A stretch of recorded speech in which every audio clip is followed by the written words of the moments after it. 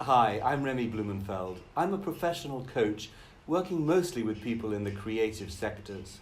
Recently, I've noticed that quite a few of my clients have been experiencing sadness, anger, depression. No one needs to have died for you to feel these things. They're all associated with grief, and sometimes the feelings we experience are to do with world events. It could be that Brexit, global warming, or even the election of the 45th president are causing you to experience the symptoms of grief.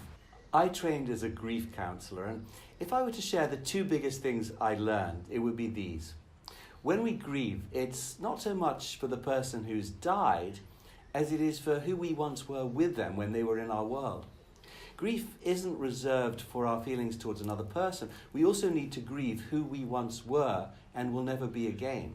In the case of Brexit, it's often the death of a belief about who clients had previously thought the majority of their neighbours to be. Sometimes it's a part of their identity which they feel has been stolen. In the case of Donald Trump's occupation of the White House, for some it was team pride, or others saw something precious to them, reproductive rights for instance, or racial intolerance, gender equality was suddenly threatened. If you're not familiar with the 5 stages of grief, they are these: denial, bargaining, anger, depression, and acceptance.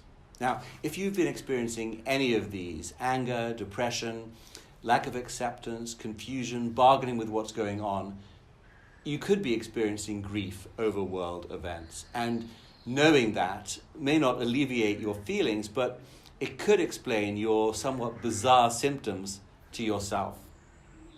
To find out more, go to my website www.vitality.guru. Thanks for watching. I'm Remy Blumenfeld.